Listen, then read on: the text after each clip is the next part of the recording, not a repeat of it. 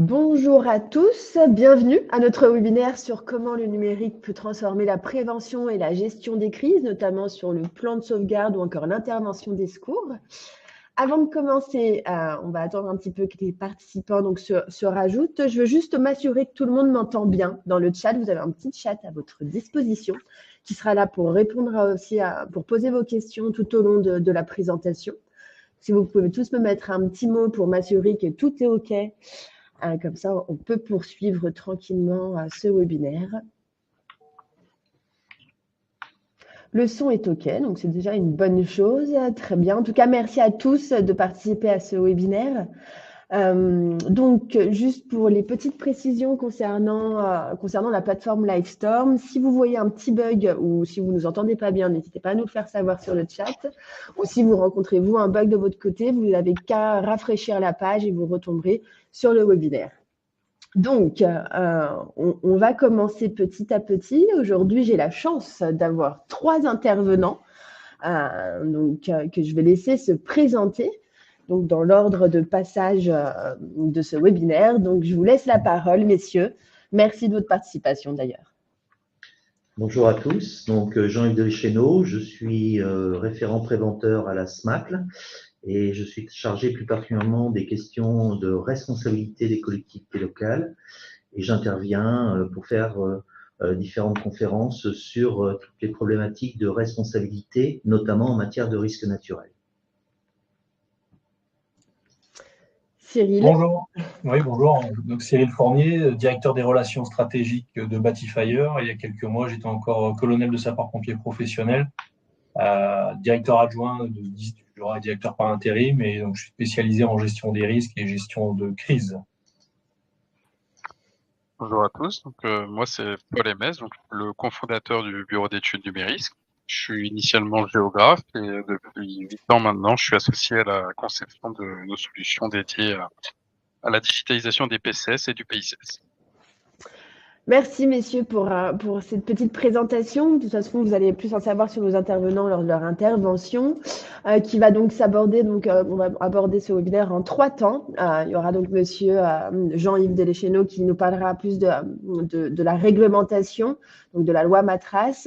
On aura également donc le retour d'expérience de Cyril Fournier grâce donc à son parcours de colonel au sein de Différence 10. Et on aura aussi donc la présentation de Numérisque, donc qui nous montrera donc sa solution pour organiser justement son plan communal de sauvegarde. Donc je laisse la parole à Jean-Yves, qui va donc nous parler un petit peu plus du cadre réglementaire. Bonjour, oui, donc effectivement, deux points. Je vous ferai un petit point rapide sur le contexte, même si on le connaît tous aujourd'hui. C'est important de rappeler certains points. Et puis d'aborder également les questions de responsabilité et le cadre réglementaire de la loi Matras. Alors, le propos, je tiens à insister, n'est pas de faire peur, mais donner aussi quelques retours d'expérience que nous avons, nous, en gestion, au travers ces situations de sinistres liés à un événement naturel, notamment en responsabilité. Alors, le contexte aujourd'hui, je crois que tout le monde le mesure, avec le réchauffement climatique. On sait qu'on est de plus en plus impacté par des événements climatiques majeurs qui peuvent être de plus en plus violents, de plus en plus fréquents et qui peuvent impacter finalement aujourd'hui n'importe quelle zone en France. On le voit bien, on a eu des événements dans le Nord, on a eu des événements dans la Creuse l'année dernière, on a eu des événements côté littoral, l'événement sud-est bien évidemment. Donc on sait aujourd'hui que même si on a tendance à dire que 2/3 des communes sont identifiées comme exposées à au moins un risque naturel, notamment un risque d'inondation. En réalité, toutes les communes sont aujourd'hui exposées à un risque majeur, d'où l'importance effectivement, premier point, de respecter bien évidemment son obligation de plan communal de sauvegarde.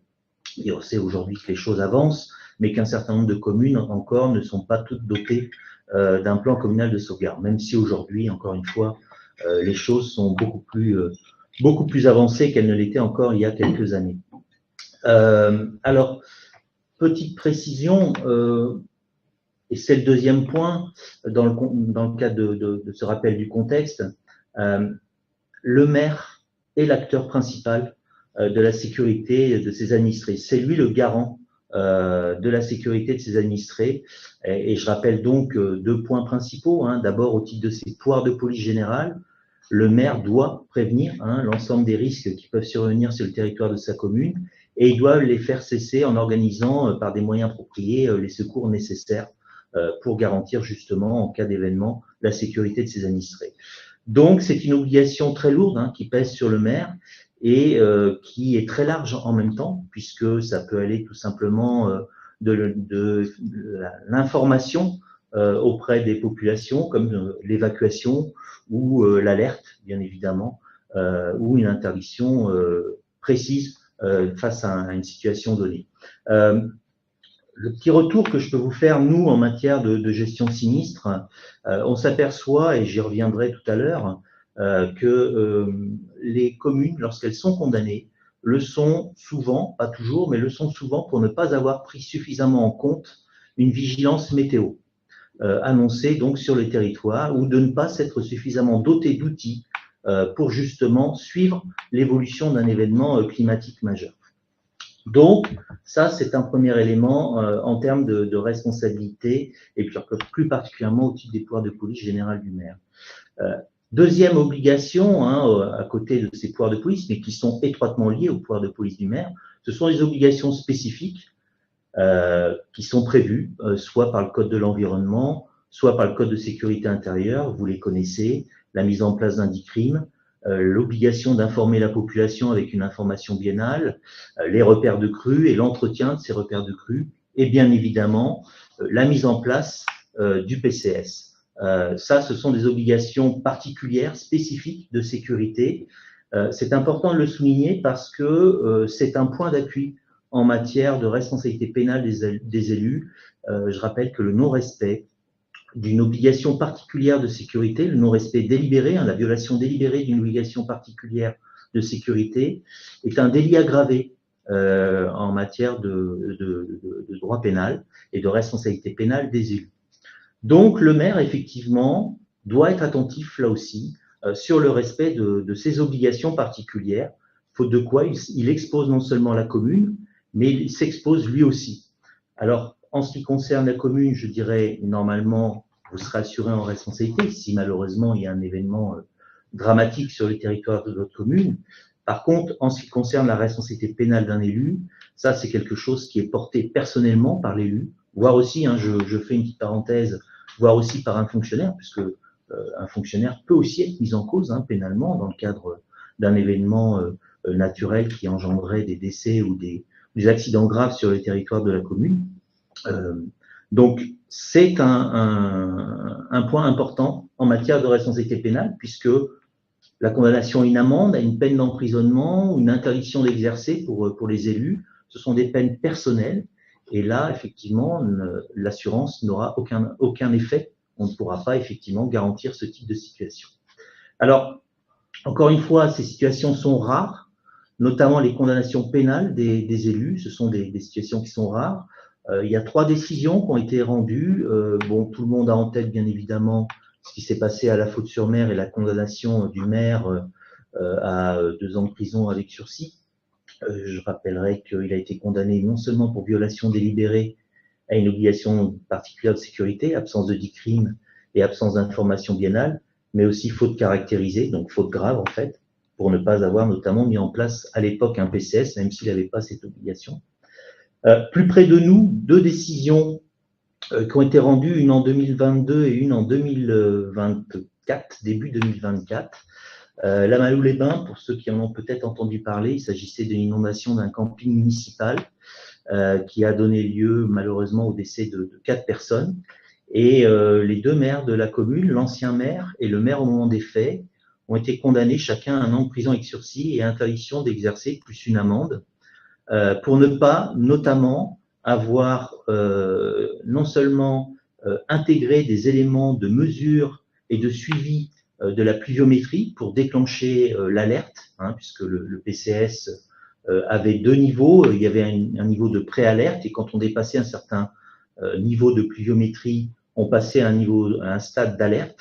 Et en l'espèce, la commune ne disposait pas d'outils pour suivre justement l'évolution de la crue et donc l'importance des niveaux et donc déclencher l'alerte. Deuxième élément qui a entraîné la condamnation, c'est l'absence de formation des agents qui étaient chargés du suivi du camping municipal et qui n'étaient pas formés pour déclencher justement et évacuer ou prévenir les personnes sur le camping.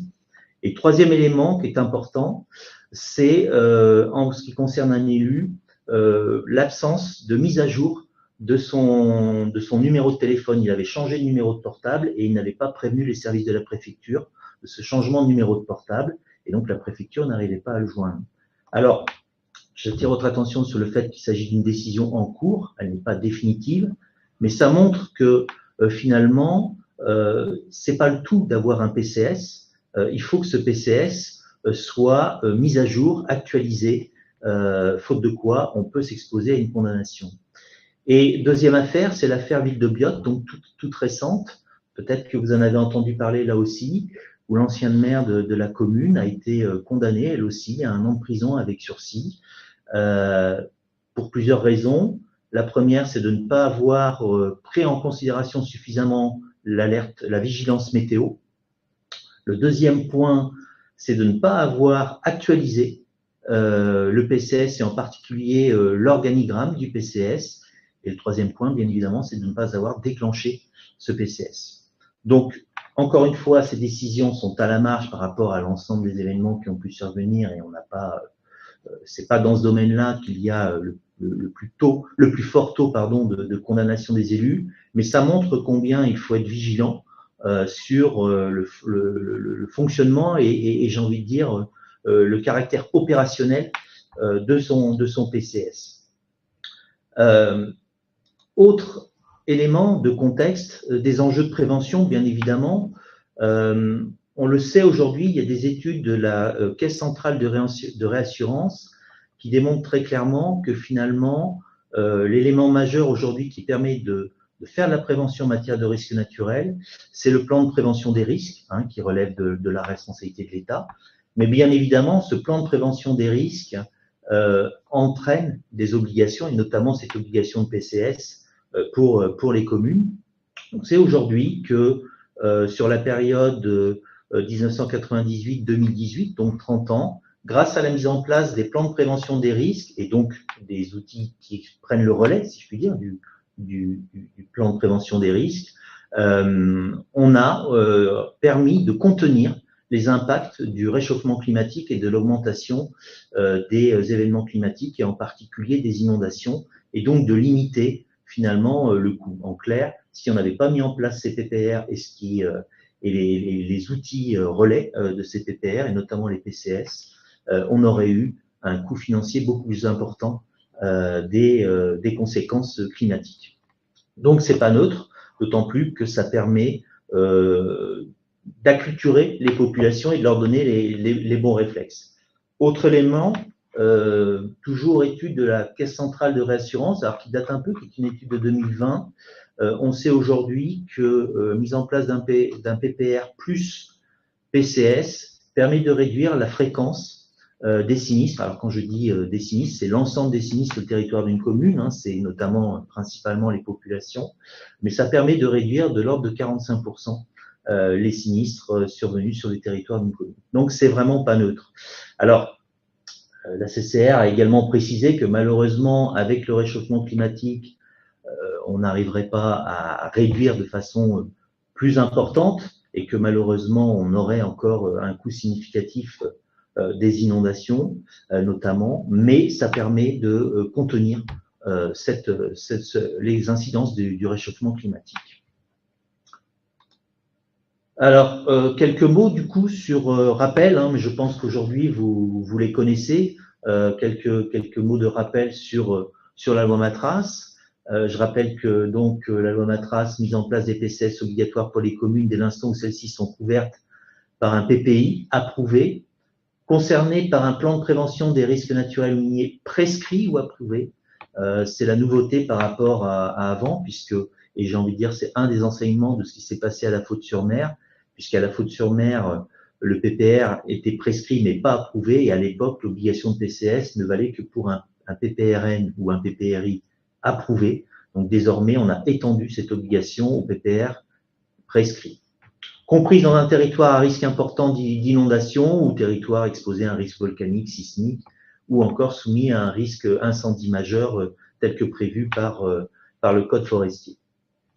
J'attire également votre attention, particulièrement pour les élus, que à partir du moment où il y a un renouvellement du conseil municipal, alors déjà, il y a une obligation d'information, d'informer du fonctionnement, de l'existence et du fonctionnement du PCS auprès du conseil municipal et donc des élus, mais également, en cas de renouvellement, de repasser l'information, si je puis dire, auprès des nouveaux élus. La loi Matras, c'est aussi la mise en place des PICS, des plans intercommunaux de sauvegarde, qui sont obligatoires dès l'instant où une commune membre d'un EPCI est elle-même soumise à l'obligation d'un plan communal de sauvegarde. C'est un document alors qui ne se substitue pas au PCS, c'est un document qui vient à côté du PCS et qui a pour objectif d'organiser, pour simplifier, la solidarité et la mutualisation des moyens auprès des communes membres qui seraient touchées par un événement majeur. Donc, mutualiser les moyens, les lieux où on peut rapatrier et loger les personnes, mise à disposition du personnel aussi, avec des conventions de mise à disposition, possibilité également de mettre à disposition du matériel, ça peut être des bateaux, ça peut être des véhicules, des engins, etc., etc. Et puis, bien évidemment, assurer la continuité et le rétablissement des services, des compétences des services publics intercommunaux et des compétences intercommunaux.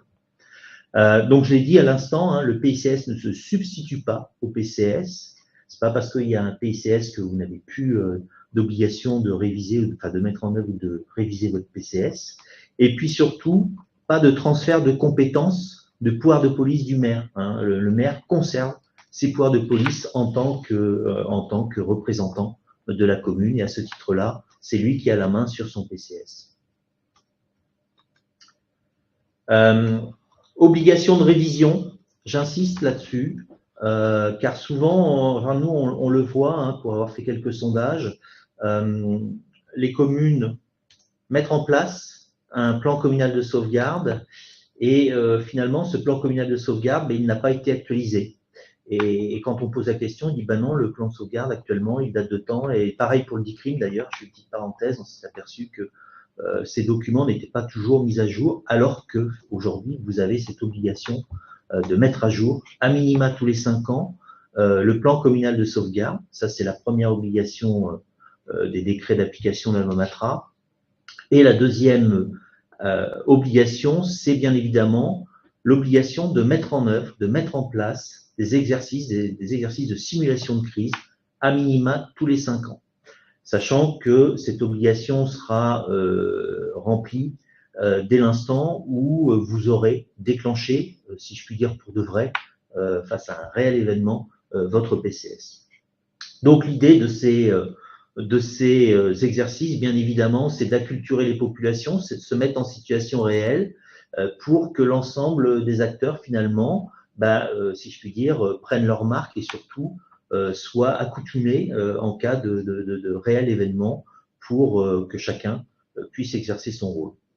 C'est très important parce que, et notamment les premières minutes, c'est ce que nous disait un responsable de la sécurité de la préfecture du Morbihan, notamment, pour avoir intervenu il y a quelques années dans le Morbihan, le directeur de sécurité de la préfecture Morbihan disait que les premières minutes étaient très importantes et si chacun avait ses marques, on voyait tout de suite, ça rassurait tout le monde et ça permettait derrière d'être beaucoup plus efficace face à un événement de crise. Bien évidemment, les réserves citoyennes peuvent également être associées à cet exercice, de même que les bénévoles. Donc, réserve citoyenne, si bien évidemment vous avez mis en place un système de réserve citoyenne sur le territoire de votre commune. Donc voilà, aujourd'hui, moi, en conclusion, si j'avais un message à passer, trois points importants. Un, surveiller les vigilances météo, c'est très important. J'insiste encore une fois, mais on le voit, on a un certain nombre de condamnations qui sont tombées, et d'ailleurs, Ville de Biot, il a été reproché à la maire, entre autres, de ne pas avoir suffisamment suivi la vigilance météo. Mais je pense aussi à un autre événement qui avait donné lieu à une condamnation pénale il y a de ça quelques années. C'était la fameuse affaire Ville de Strasbourg, dans le parc du Pourtalès, où un arbre était tombé sur plusieurs spectateurs qui participaient à un spectacle en plein air. Il a été notamment reproché à la commune de ne pas avoir suffisamment suivi cette vigilance météo. Donc ça, c'est vraiment essentiel. Deuxième point, bien évidemment, respecter vos obligations et en particulier la mise en place et l'actualisation du PCS. Mais surtout, troisième point, c'est important de faire vivre votre PCS et de l'actualiser, que ce soit l'organigramme, que ce soit les numéros de téléphone, que ce soit les personnes à joindre, bien évidemment. Voilà. Le PCS, c'est vraiment un outil qui permet de gérer une crise et qui doit être un appui essentiel pour le moment, le jour J, si je puis dire, si c'est un événement majeur survient. Donc, ce n'est pas qu'un document obligatoire, c'est beaucoup plus qu'un document obligatoire, c'est un véritable outil et de ce point de vue-là, les évolutions et notamment les solutions numériques peuvent être un bon moyen pour aujourd'hui consolider son PCS. Voilà, j'en ai terminé. Si vous avez des questions, je suis à votre disposition. Merci Jean-Yves. Il n'y avait pas de questions dans le chat, c'est que c'était très clair. D'accord. Pour l'instant, mais peut-être que ça viendra après, donc je n'hésiterai pas à vous solliciter.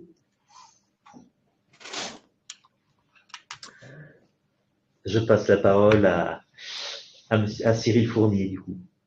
Oui, merci Jean-Yves.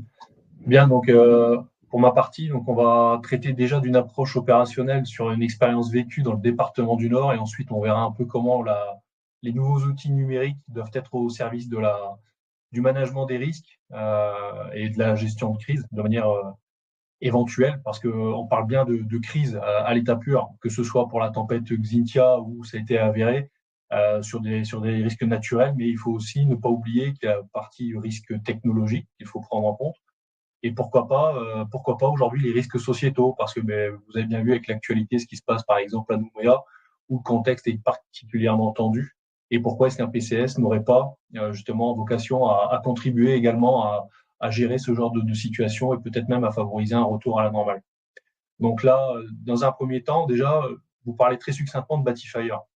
Batifire, aujourd'hui, c'est la seule solution gratuite qui permet de connecter les bâtiments aux forces de secours et de sécurité. Le grand intérêt, c'est que les sapeurs-pompiers puissent disposer des plans, d'évaluer les principaux enjeux sur la base d'une analyse des risques qui est effectuée, de disposer des conditions d'accès à travers des plans que vous déposez sur une plateforme collaborative, avoir la liste des personnes à contacter, parce que quand il y a une catastrophe, c'est souvent la nuit ou en tout cas le week-end, ou le fameux 15 août à 15h quand il n'y a personne dans l'établissement. C'est prendre connaissance des risques présents sur le site et en particulier justement des risques particuliers dans le sens de leur gravité ou du côté un peu exotique qu'on pourrait rencontrer, et puis apprécier la présence de matières dangereuses parce que aujourd'hui, ne serait-ce que dans une piscine, vous avez la présence de chlore, et avoir du chlore, c'est pas anodin. Donc, comment est-ce qu'on intervient face au chlore? Voilà, donc ça, on le détaillera un petit peu plus au fil de la présentation et plus vers la fin en tout cas. Donc, je vais vous parler dans un premier temps d'un retour d'expérience qui est la submersion marine de 2013 que j'ai vécu alors que j'étais capitaine et j'étais chef de centre de Gravelines. Gravelines à mi-chemin entre Calais et Dunkerque, donc vraiment sur la bande côtière de la mer du Nord. Le département du Nord auquel est rattaché Gravelines a une bande côtière de 40 km de long. Et c'est un jeudi, le jeudi 5 décembre pour être précis, alors que je faisais partie du conseil de station marine parce que j'étais moi-même plaisancier et puis en tant que capitaine et chef du centre local, on m'avait invité. On discute un peu de la tempête qui arrive, la tempête Xaver. Et cette tempête, en fait, il est question déjà d'une notion de submersion potentielle avec une surcote qui attire mon attention et par curiosité, je me dis tiens, je vais aller contacter la mairie pour voir s'ils l'ont pris en compte, parce que ça nécessite peut-être des mesures particulières sur la protection des pontons où il y a tous les bateaux et puis peut-être limiter l'accès à la plage. Et j'échange avec le responsable des risques majeurs de la commune qui me dit écoutez, venez voir, dans mon bureau, j'ai un outil de modélisation, on prend toutes les données, on les installe et on voit ce que ça donne. Il est 10h du matin et là, c'est stupéfaction. On se rend compte qu'il y a de fortes chances pour que le cordon dunaire qui protège la ville en grande partie, mais aussi toute la frange littorale, parce que c'est vraiment très plat entre Gravelines et Dunkerque, il y a de fortes possibilités que le cordon dunaire cède et qu'il y ait des incursions de l'eau de manière très large dans les bandes de terre. Donc, on avertit tout le monde. J'avertis le CODIS derrière parce que ce qui attire mon attention, c'est la surcote qui reste fortement aléatoire et derrière avec un impact potentiel fort à la fois sur les infrastructures et les populations locales. Donc, puisqu'aucune alerte n'a été transmise curieusement durant la journée, quelque part, c'est moi qui fais le lanceur d'alerte en interne chez les sapeurs-pompiers. Et donc là, on le prend en compte et on met en place un grand dispositif de supervision de l'ensemble du littoral en créant 2 postes de commandement distincts, un du côté de Brédune, pour ceux qui connaissent le nord, et c'est vraiment sur la frontière avec la Belgique, et un sur la commune de Lanne-Plage, où il y a un terminal ferry et le grand port maritime de Dunkerque. Une fois que la modélisation a été réalisée, j'en ai fait l'extraction avec le collègue de la mairie, on l'a diffusé et forcément tout le monde s'est dit oui, effectivement, là, on aurait peut-être dû anticiper ça. Et ça rejoint les propos de Jean-Yves sur le fait qu'il faut vraiment avoir un œil en permanence sur les conditions météo. Et derrière, aujourd'hui, bénéficier d'outils de modélisation nous permet d'anticiper ce genre de choses. Encore faut-il avoir la planification ad hoc derrière. Et là, en l'occurrence, la ville de Gravelines avait son plan communal de sauvegarde qui était réalisé, puisque c'est une commune qui est plutôt bonne élève. Gravelines, il y a 14 sites Céveso à côté, Céveso seuil haut, le CNPE, le plus important d'Europe de l'Ouest. Donc, il y a une vraie culture, une vraie analyse des risques en permanence. Et il existait, mais il était disponible uniquement en CD.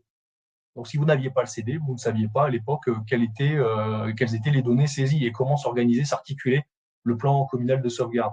Comme j'étais chef de centre, j'avais quelques notions sur le sujet. Donc, je prends un rendez-vous très rapide dans la journée avec le maire qui me reçoit, on lui explique.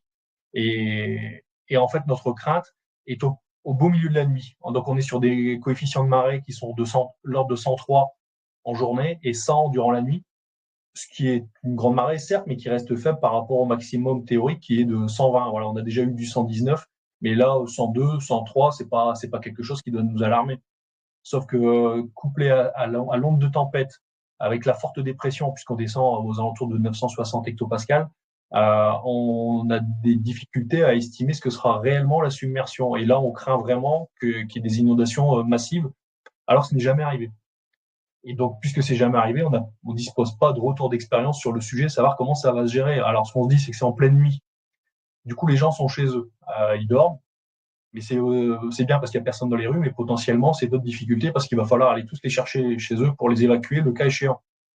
Donc, ce qu'on décide, c'est de ne pas activer le plan communal de sauvegarde, mais de le mettre en mode veille active, entre guillemets, avec une chaîne d'astreinte qui est en permanence au téléphone, prête à réunir tous les services concernés et qui doivent agir de manière concurrente en cas de sinistre de la sorte, mais aussi tous les élus municipaux qui ont des fonctions particulières à tenir au niveau de la chaîne de commandement, entre guillemets, pour le poste communal de sauvegarde. Le plan communal de sauvegarde, pardon.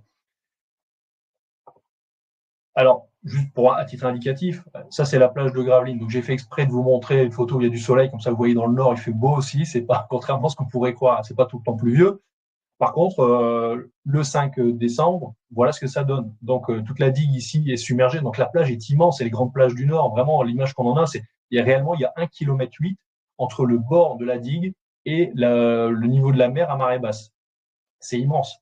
Donc tout ce qu'on appelle la petite mer est rempli et ça finit par déborder et ça empiète sur la digue sans aller plus loin. Mais le pic de tempête est en pleine nuit. Donc là, on a une inquiétude parce que comme vous le voyez, il y a la centrale nucléaire avec tout le cordon dunaire qui la protège, mais qui reste de plus en plus fragile en tout cas, parce que tempête après tempête, il y a un phénomène d'érosion et le risque est quand même très très important. C'est quand même 6 fois 900 mégawatts et prochainement il y aura même 2 EPR de deuxième génération supplémentaires. Donc c'est vraiment quelque chose de très très important et un gros site. Et voilà la cartographie qui prévoit une crue centenale aujourd'hui et une crue centenale à l'horizon 2100. Donc on voit l'évolution. Une crue centenale, c'est une crue qui a une chance sur 100 de se produire. Et on était vraiment dans la configuration d'une crue centenale à l'occasion de cette tempête. Donc aujourd'hui, il y a quelques zones qui avaient été identifiées et c'est curieusement, c'est même pas curieusement, c'est exactement ce qui s'est passé. C'est vraiment les zones qui ont été impactées. Mais avec la montée du niveau des eaux, avec un horizon à 2100 qui s'annonce c'est pas catastrophique, mais presque quand même. Donc, il faut vraiment le prendre en compte parce que là, il y aura des évolutions, des modifications, des travaux lourds à faire. Et si on n'est pas en mesure de faire ces travaux, il faut au moins que la planification puisse y répondre. Et de manière plus large, donc on voit la bande de sable, les grandes plages du Nord, le Chenal, le port de Gravelines qui se situe dans les terres, avec on retrouve bien la forme des fortifications issues de Vauban et qui protègent la ville. C'est pour ça que tout le centre-ville historique est protégé, puisqu'on a des murs qui font 8 à 10 mètres tout autour. Mais on voit aussi que plus du côté de Waplage, donc là on est vraiment côté Pas-de-Calais, c'est la limite avec le Nord et ici, tout le côté Pas-de-Calais qui est vraiment sous les eaux et sous de larges vents. Donc les défis qu'on a rencontrés à cette occasion, c'était déjà dans un premier temps les communications qui étaient difficiles entre les différents acteurs. C'était il y a quand même plus de 10 ans, donc c'était pas aussi optimisé qu'aujourd'hui, surtout quand il fallait couvrir 40 km de bande littorale. C'était aussi l'attente du passage de l'onde de marée et la supervision d'une bande côtière très longue, puisque sur 40 km, il y avait tellement de points d'accès possibles pour l'eau qu'on n'était pas en mesure de mettre une équipe à chaque endroit. Donc, il fallait faire des rondes de manière régulière pour voir un peu comment ça évoluait. Derrière, c'était la nécessité d'une prise de décision rapide malgré l'incertitude. Est-ce qu'on lance une évacuation partielle, une évacuation totale? Est-ce qu'on laisse venir et puis on avisera? Bon, au final, c'était le choix qui a été fait et heureusement parce qu'au final, on s'en est plutôt bien sorti, mais c'est vraiment passé à un cheveu. Sur les résultats et le bilan post-crise, le PCS a été mis, comme je l'ai dit, en mode veille avec astreinte de toute la chaîne organisationnelle municipale. Comme je l'ai dit aussi, la submersion était de nuit, donc on n'a eu personne dehors, aucune perte humaine et des dégâts qui étaient limités, en tout cas uniquement des dégâts structurels faibles.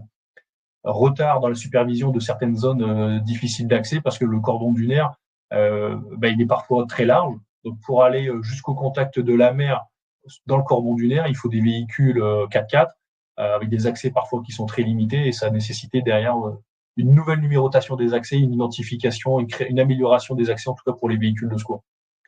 Les leçons apprises, c'est l'importance d'un PCS régulièrement mis à jour et bien préparé. Et là, clairement, on ne s'est pas trop posé de questions sur ce qui allait être mis en place si jamais le PCS devait passer en mode actif derrière, parce que tout était prêt, tout était centralisé. Alors c'était sur CD, certes, c'était pas collaboratif, on pouvait pas partager via la plateforme, etc., puisque il fallait disposer du document en propre pour pouvoir l'utiliser. Mais en tout cas, le cas échéant, on aurait été, ça aurait été d'une grande utilité pour nous. Donc, c'est aussi derrière la nécessité d'un outil de gestion d'informations centralisé et qui soit interfacé pour faciliter l'accessibilité. Le besoin de formation régulière pour les équipes municipales en lien avec les sapeurs-pompiers. Et là, j'insiste aussi, Jean-Yves l'a dit, c'est la répétition fixe la notion. Ça, c'est ma prof d'histoire géo qui me disait ça en seconde et c'est resté ancré. C'est important. Il faut vraiment créer des réflexes et plus vous allez vous habituer à la manipulation des outils de planification et à la gestion à la fois des outils numériques, mais de la planification au sens large, plus chacun sera bien dans son rôle, parce que ça, c'est déterminé à l'avance, et vous allez savoir qui fait quoi, il y aura une meilleure articulation et un gain de temps et donc d'efficacité derrière. Ne pas sous-estimer, il y a des fautes d'orthographe, ne pas sous-estimer le risque et adapter la posture. Ici, le mot de veille était suffisant, mais bon, c'était un choix. C'était un peu un coup de poker parce qu'on partait à l'aventure. On a plutôt nos élus qui sont frileux, c'est clair, à partir sur des modes actifs en matière de PCS. On le voit aussi à travers les alertes météo. Il arrive de temps en temps qu'on ait une alerte qui soit un peu trop, avec un facteur de gravité trop élevé, alors que c'est pas nécessaire. Donc, qu'est-ce qu'on fait? Est-ce qu'on reste sur du orange alors qu'on nous annonce du rouge, ou est-ce que c'est du rouge et on déclenche plein pot et peut-être que derrière il ne passera rien, et si ça se reproduit dans le temps, les gens vont nous le reprocher.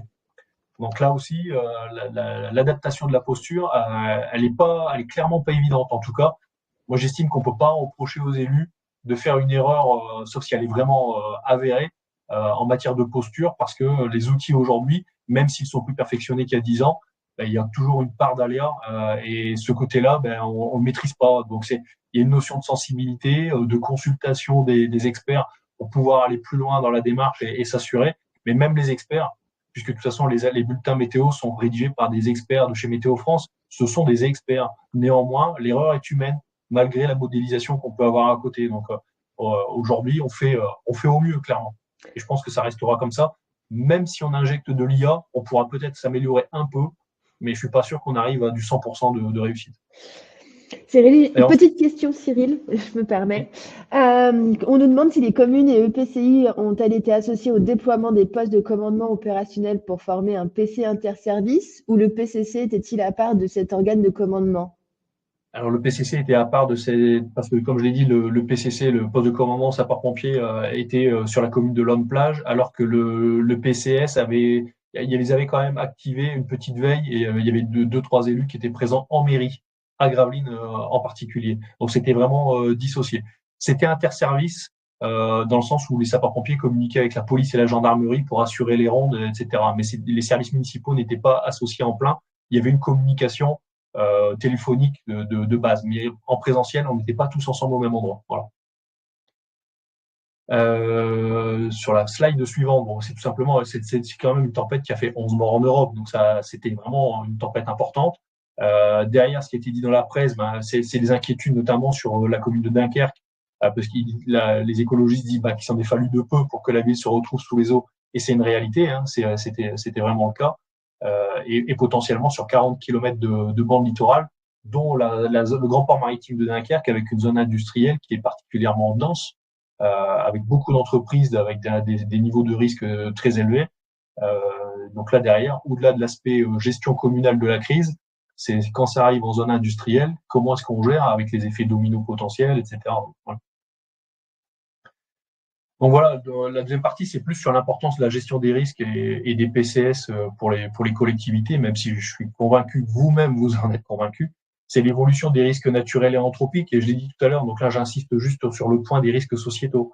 Aujourd'hui, on les prend peut-être pas suffisamment en compte, et là c'est peut-être des pistes de développement aussi sur lesquelles il faut s'attarder. Il y a un changement climatique qui est très important, qu'on constate. On l'a vu notamment, on parle d'inondation, mais tout à l'heure, Jean-Yves l'a dit aussi sur le Pas-de-Calais, l'année dernière, ou en tout début de cette année, pardon, trois crues en un mois, trois crues d'importance, avec aujourd'hui des gens qui sont carrément expropriés, avec des quartiers, des rues qui seront rasées sur les communes d'Ardres de mémoire, etc. Donc, avec les quelques souvenirs que j'en ai, parce que je connaissais un peu le secteur, c'est quand même pas anodin. Ça a des impacts tant sur le bâti que sur les populations, et c'est traumatisant aussi. Donc comment est-ce qu'on se relève de ça? Donc il faut aussi développer la culture de la résilience, et quelque part développer un PCS poussé, clairement poussé, le communiquer et impliquer nos concitoyens dans les dispositifs pour qu'ils participent tant à la conception peut-être, à la réflexion qu'à la conduite des exercices derrière, c'est aussi les formaliser à ce à quoi ils pourraient être confrontés, les préparer psychologiquement sans créer de paranoïa, mais aussi c'est préparer aussi la résilience derrière. Parce que peut-être que parmi la population des communes, on dispose d'experts qui sont monsieur et madame tout le monde, en fait, qui passent inaperçus et qui ont des capacités, peut-être des compétences insoupçonnées qu'on pourrait mettre à profit. Voilà, donc c'est ça aussi. C'est développer les réserves communales de sécurité civile qui étaient prévues déjà depuis la loi de modernisation de sécurité civile du 13 août 2004, qui apparaissent, qui se développent de plus en plus. Clairement, moi je pense qu'il y a un phénomène exponentiel, mais ça a été poussif. Ça a vraiment eu du mal à se mettre en place, et aujourd'hui, c'est un peu l'image des comités feux de forêt qui existaient dans les départements du sud de la France. On voit que ça se développe, et ça implique monsieur et madame tout le monde, voilà, clairement, et ça c'est important, pouvoir compter sur les bonnes volontés pour favoriser un retour à la normale. Clairement, moi je suis plutôt partisan de vous dire, balayez ça de votre esprit, il n'y aura pas de retour à la normale. On a vécu un état de catastrophe, on rebondit derrière, donc la situation ne sera plus jamais la même. Donc c'est pas un retour à la normale, c'est on tend vers une nouvelle situation, un nouveau point zéro. Voilà, on repart sur autre chose, parce qu'il y aura eu des dégâts, potentiellement des blessés, malheureusement peut-être des morts, comme avec la tempête Xaver, même si c'était pas en France. Mais prenez encore la tempête Xynthia, voilà, donc avec un bilan humain qui est dramatique. C'est souvent dans le cadre des tempêtes, avec ce qui s'est passé dans les Alpes-Maritimes, avec la vallée de la Roya, où j'ai même des collègues sapeurs-pompiers qui ont perdu la vie en intervention, et on n'y peut rien. Même si la planification est existante, il y a toujours des aléas. Voilà. Comment on s'y prépare? Les exercices. Alors, est-ce que le PCS peut être considéré comme un outil central de gestion de crise? Alors, on faut le prendre comme un instrument clé pour la coordination des acteurs locaux, tous les acteurs locaux, les services municipaux, les sapeurs-pompiers, les forces de l'ordre, mais j'inclus aussi la réserve communale de sécurité civile, les élus, etc.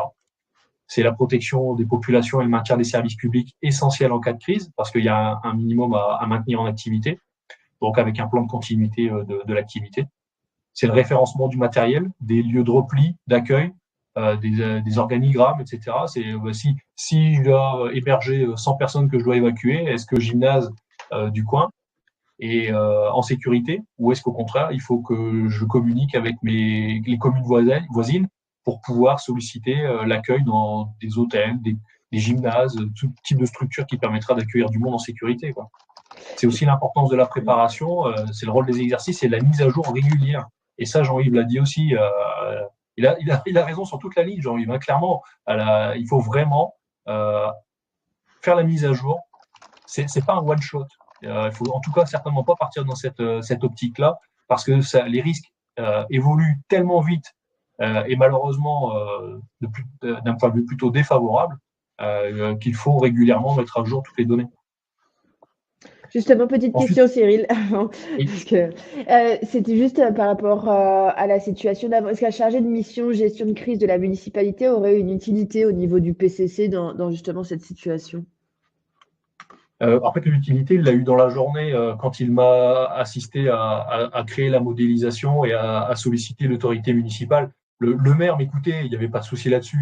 Mais le fait d'avoir la cartographie qui permet de justifier qu'il y a un risque réel, vous garantit que ça a eu un impact vraiment conséquent. Là, il s'est clairement pas posé de questions. On y va, on fait le nécessaire, on se met en ordre de bataille. Il a fait son choix pour rester sur le mot de veille et bien lui en a pris. Par contre, au sein du PCC, il pourrait avoir sur un événement long. Voilà, sur un événement long ou sur un one shot comme c'était le cas là, c'était pas nécessaire puisqu'on était en liaison avec la mairie de toute façon. Donc voilà, ça rejoint un peu ce qu'on disait juste avant. Donc le PCS doit être un outil vivant, réactif et fonctionnel lors des situations de crise. Je reviens pas sur la base du DICRIM, dont tu as parlé là aussi, Jean-Yves. L'importance de la collaboration entre les différents services, mais aussi il faut impliquer les populations et les secours.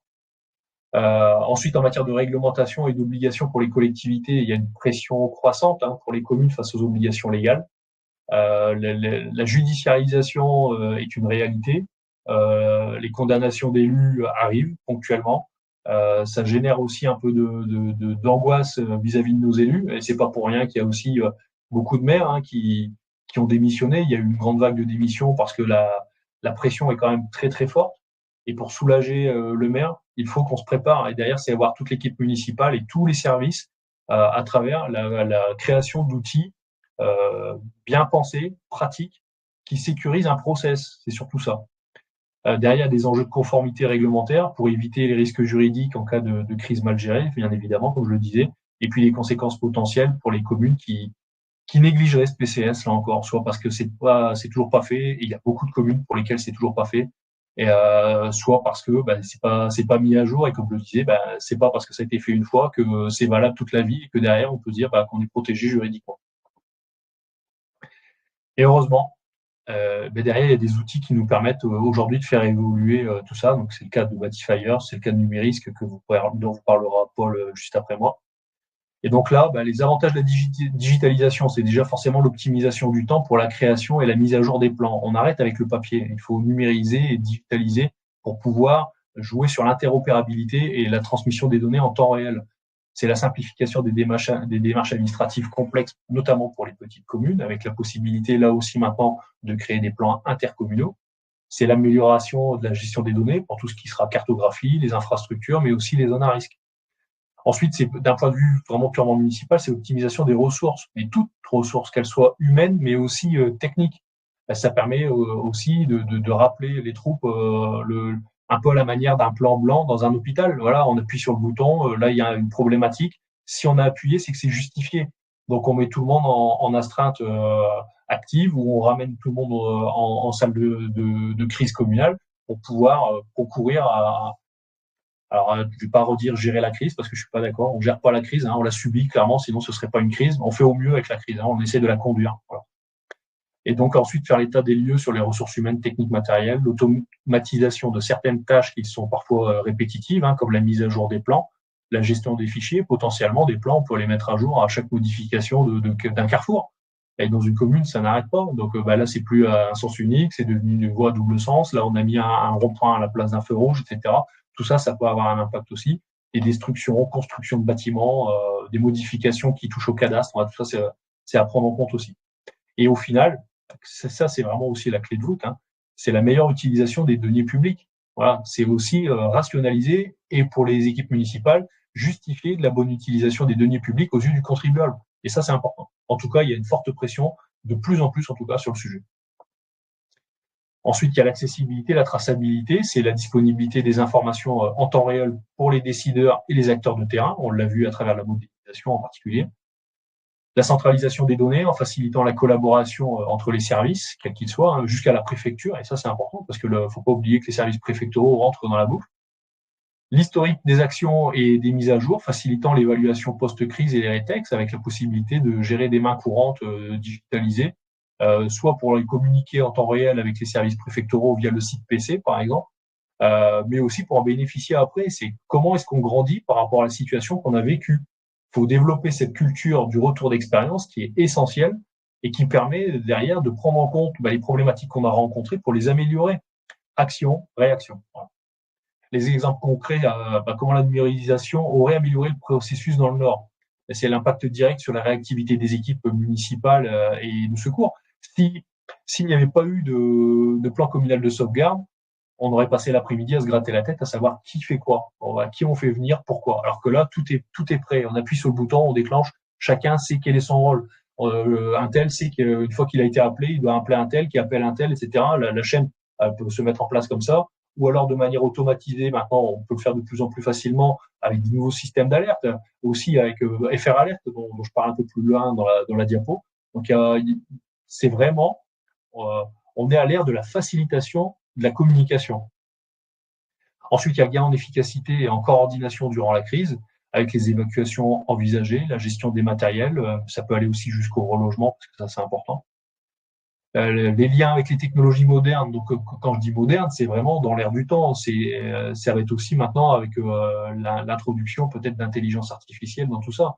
Mais là, on a déjà la gestion des données géographiques, les systèmes d'alerte que j'ai évoqués, les connexions avec les technologies de sécurité civile pour anticiper les risques, avec par exemple des drones pour la surveillance, mais aussi des réseaux de capteurs ou de caméras. Donc on a des réseaux de capteurs pour les crues.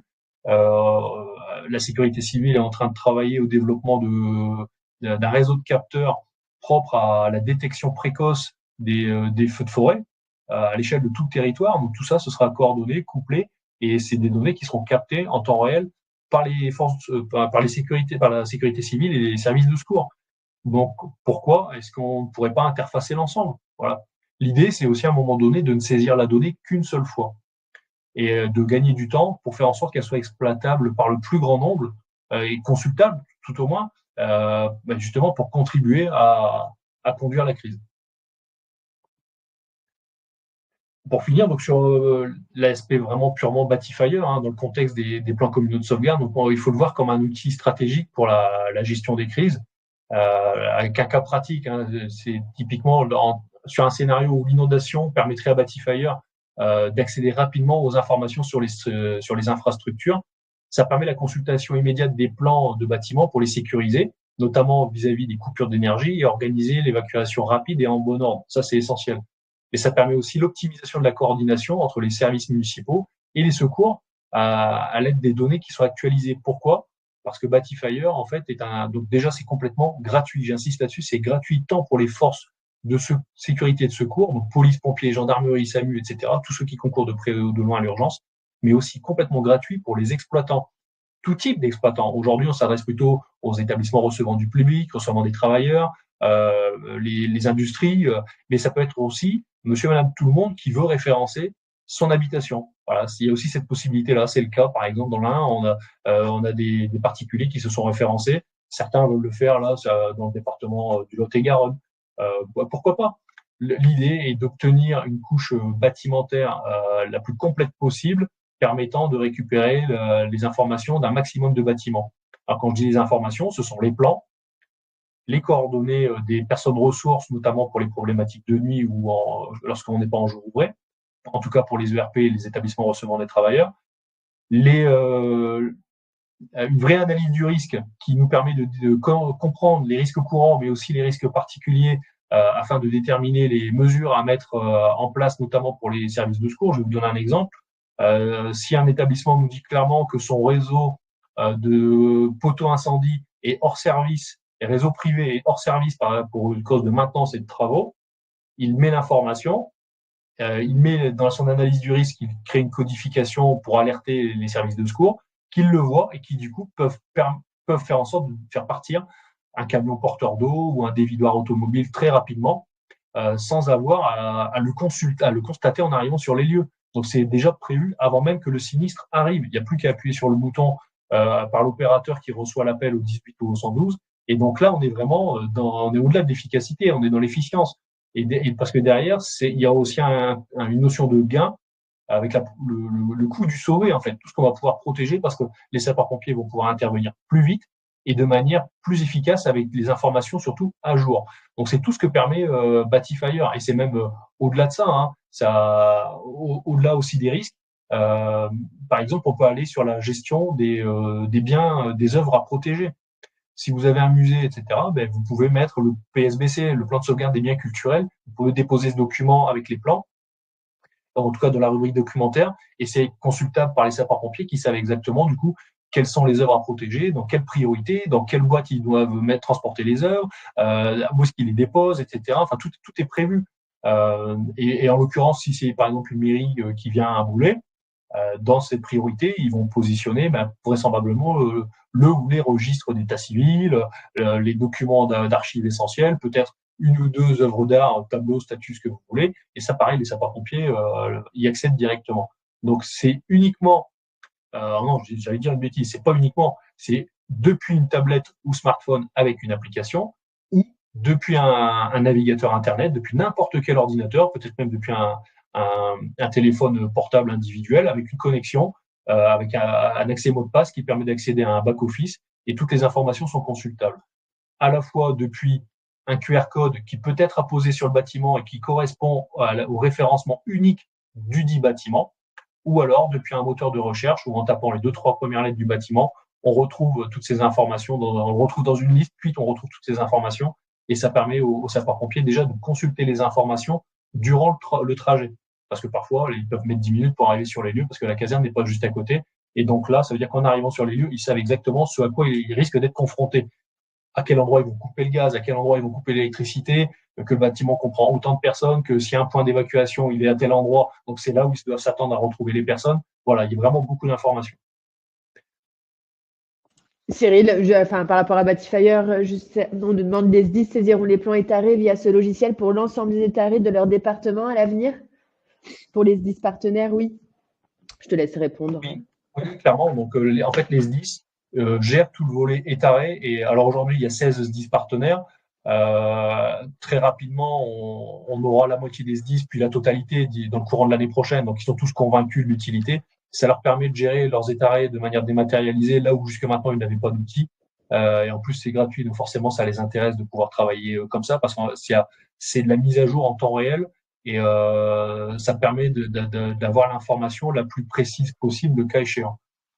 Et les exploitants, eux, se référencent dans un dossier spécifique que je qualifierais un peu de tout venant, voilà, mais qui est décorrélé des plans étarés parce que c'est pas la même analyse du risque et tout ce qui est considéré comme plan étaré, donc établissement répertorié, qui fait l'objet vraiment de mesures spécifiques parce que l'analyse du risque le justifie aux yeux des services d'incendie et de secours. Tout ça, c'est vraiment à part et c'est géré exclusivement par les sapeurs-pompiers. En tout cas, c'est vraiment ce qui pèse dans les échanges avec les SDIS. Et c'est tout l'intérêt pour eux, c'est de gérer leurs étarés. Voilà. Ensuite, donc il y a une interopérabilité et une collaboration qui sera accrue. Déjà, pour ceux qui connaissent, avec l'outil Crimson, qui sera déjà en mode démo à l'occasion du prochain congrès national des sapeurs-pompiers de France à Mâcon, là, du 25 au 28 septembre.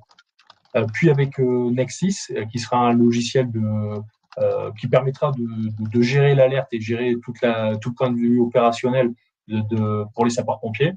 Ça veut dire que quand on sera avec Nexis, on sera dans tous les SDIS de France, en fait, clairement, ce qui sera déjà presque même le cas avec Crimson, puisqu'il y a 70 partenaires de Crimson et de l'entente de Valabre. Derrière, c'est la collaboration facilitée entre les sapeurs-pompiers, les forces de l'ordre, parce que les forces de l'ordre pourront bénéficier aussi de Batifire. Aujourd'hui, c'est déjà le cas. On est partenaire de certaines unités d'élite des forces de sécurité intérieure. à terme, peut-être même que chaque gendarme ou chaque policier de France pourrait accéder aux données. En tout cas, ça représente un vrai intérêt pour eux. Aussi, pourquoi pas, les associations agréées de sécurité civile pour partager les données en temps réel. Parce qu'il ne faut pas oublier que les assos agréés de sécurité civile participent également à ce type d'événement. En tout cas, s'il y a un plan communal de sauvegarde déclenché, ils seront partie prenante. Et ensuite, donc nous, le grand intérêt au titre de la prévention, c'est que ça permet la surveillance continue des infrastructures avec des mises à jour des données sur l'état des bâtiments et donc les risques associés. C'est la planification possible d'exercices de gestion de crise basés sur des scénarios réels simulés via les données de Batifire, dans le cadre des PCS, mais aussi dans d'autres cadres, bien évidemment. Et donc, c'est un outil clé, forcément, pour les collectivités. J'insiste là-dessus parce que en référençant les bâtiments de vos collectivités, vous vous dotez d'un outil moderne, intuitif et gratuit pour accompagner la gestion des plans communaux de sauvegarde, mais pas seulement, aussi pour accompagner la gestion de votre patrimoine immobilier dans un cadre quotidien, puisque c'est notamment aussi pour les services sociaux, par exemple, mais dans les travaux, quels qu'ils soient, qui doivent être réalisés, mais aussi pour les commissions de sécurité. Et je donne un exemple, si certains d'entre vous sont rattachés au département, par exemple pour la gestion des collèges ou la région avec les lycées, les communes avec les écoles primaires, etc.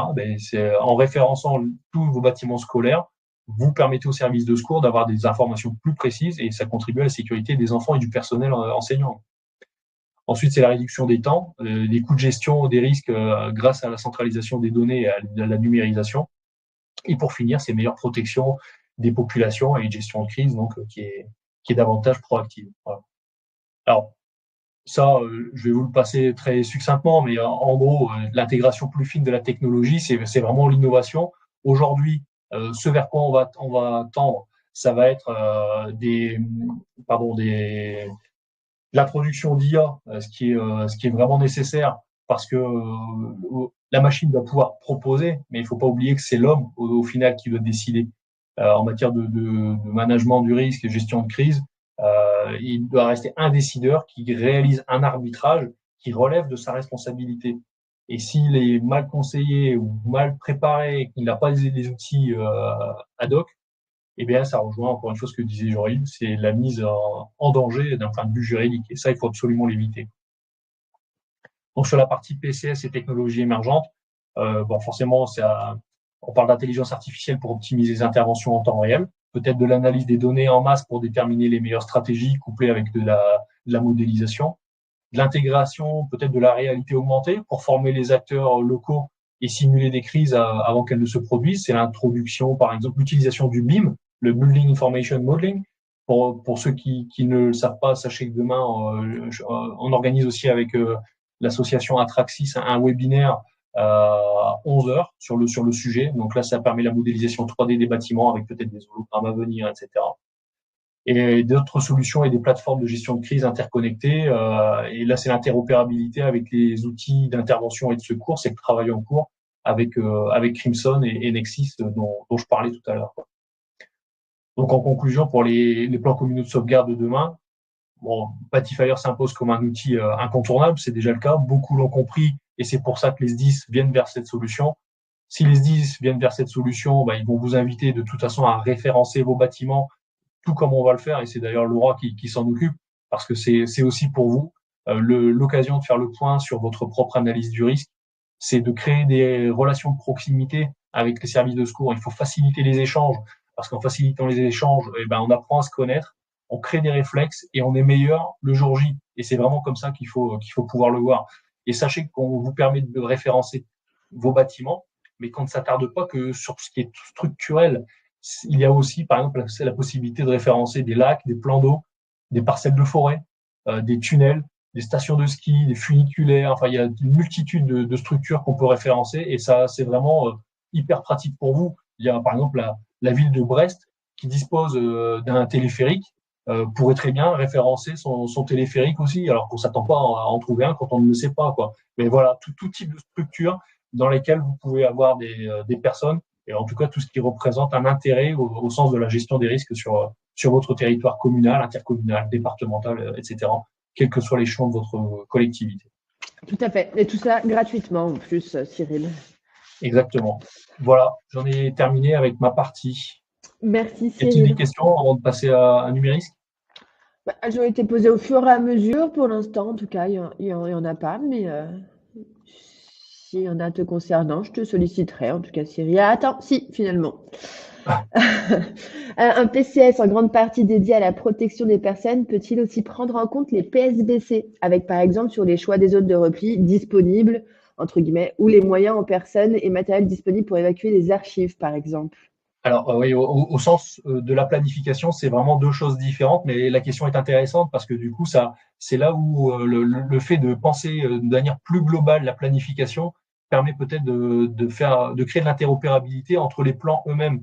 Et effectivement, il pourrait avoir un lien, mais il faudrait pour ça que ce soit convenu entre le responsable du musée ou le conservateur et le maire qui est responsable de son plan communal de sauvegarde. Et s'il n'est pas prévu que des œuvres soient déplacées dans un endroit spécifique, en tout cas prévu dans le plan communal de sauvegarde, ça risque de friter un petit peu, hein, pour être clair. Il faut vraiment se mettre d'accord en amont. Donc ça, c'est une question qui a du sens, mais aujourd'hui c'est pas prévu, mais ça pourrait être le cas. Voilà, Paul, c'est à toi. Merci Cyril. Écoutez, bonjour à tous, bonjour. Moi, je rebondis complètement sur les deux premières présentations où au quotidien, voilà, on essaie de faire de la pédagogie à la fois sur le volet réglementaire, les obligations réglementaires des collectivités en matière de plan communal de sauvegarde, mais aussi le jour J où on passe sur le volet crise et avoir, comme l'expliquait Cyril, des outils performants, hein. C'est comme si aujourd'hui on décidait de pas utiliser un smartphone et de rester au carnet répertoire, où certains des usages des technologies sont très intéressantes pour la gestion de crise et d'avoir une approche un peu de couteau suisse, de centralisation des outils. Ça semble être intéressant aujourd'hui dans les échanges que nous avons avec les collectivités. Donc nous, chez Numéris, toute notre démarche s'articule autour de ces 2 sujets. Répondre et faire en sorte qu'une collectivité puisse être en phase vis-à-vis des attentes réglementaires, que ce soit les EPCI ou les mairies sur le volet intercommunal ou communal du PCS ou du PICS, et derrière de disposer d'outils aujourd'hui accessibles, intuitifs, centralisant les informations et données et permettant de prendre des décisions dans l'incertitude. Et voilà, l'usage du PCS aujourd'hui chez nous est multiple et varié. Il commence sur le volet astreinte des premiers réflexes de l'usage du fonctionnement de PCS qui arrive, jusqu'à des gestions d'urgence ou sans activité forcément, le plan communal sauvegarde, c'est les outils qu'il compose vont permettre de répondre à certains besoins, notamment sur des petites vigilances météorologiques qui peuvent évoluer, toujours avec certaines incertitudes. Et puis, le volet, crise, qui aujourd'hui, là, on décide dans l'incertitude, on ne maîtrise plus la situation et comment avec des outils performants, on vient diminuer la zone aussi d'incertitude et de stress pour, mieux sauvegarder, mieux protéger. Et donc, nous, ce que je fais, chez Numérisque, alors c'est, 2 choses distinctes.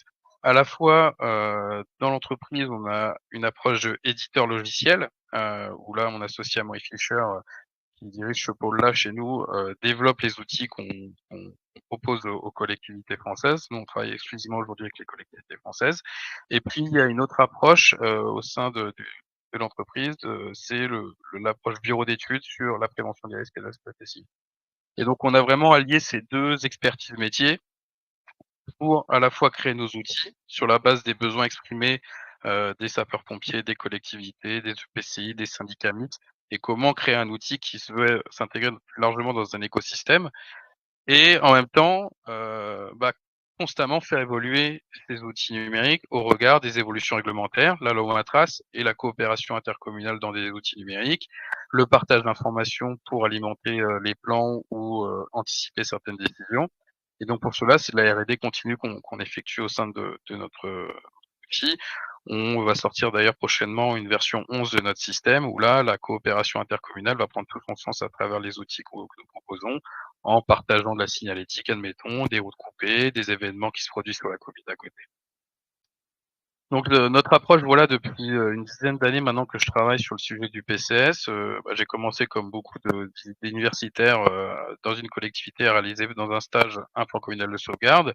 Aujourd'hui, on équipe voilà, plus de 200 collectivités, ce qui fait à peu près, on va dire, 1% des collectivités qui ont une obligation légale en France de réaliser un PCS. C'est quand même assez conséquent aujourd'hui. La loi Matras a notamment quasiment multiplié par 2 le nombre de collectivités à réaliser ce plan.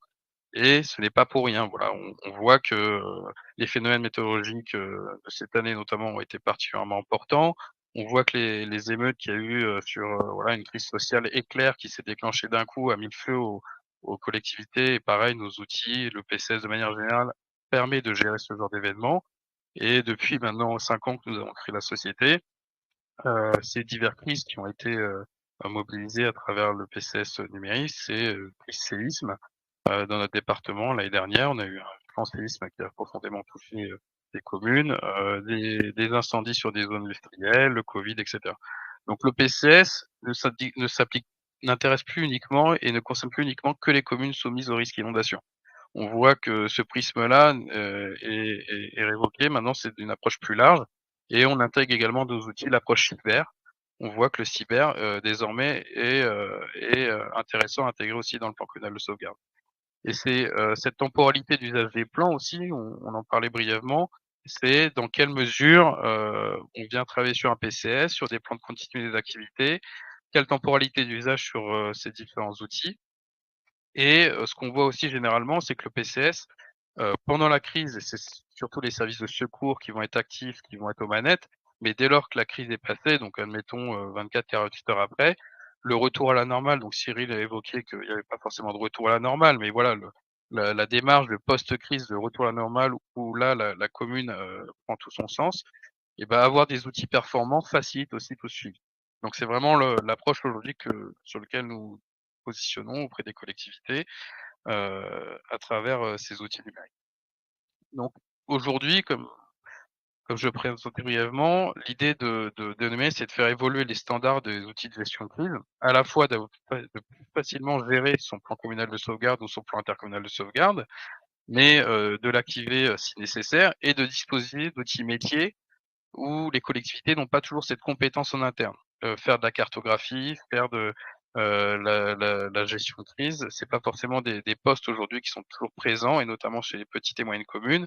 Et nous, on a essayé de réfléchir à une offre de service qui se veut de pouvoir combler un peu cette absence de chargé de mission au sein d'une commune.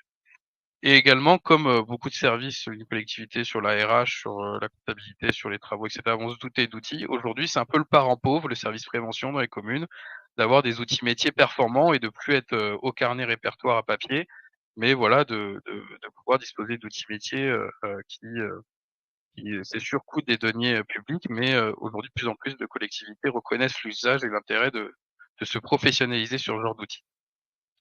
Donc pour cela, on a différents niveaux de plateforme. Chaque collectivité a des besoins différents et là, toute notre relation qu'on mène depuis 10 ans avec les communes, c'est de pouvoir correctement équiper en fonction des besoins les différentes typologies de communes. Aujourd'hui, on va s'adresser aussi bien à des très petites communes de 200, 300, 400 habitants, à des collectivités beaucoup plus importantes de 100 000 habitants, avec les enjeux complètement différents à la fois de gestion du plan en termes de quantité de données, de cartographie, documents à mettre à jour, mais également en termes d'opérationnalité, où quand on se retrouve dans le poste de commandant communal, ben, dans une commune de 300 habitants ou de 100 000, on n'est pas le même nombre de personnes.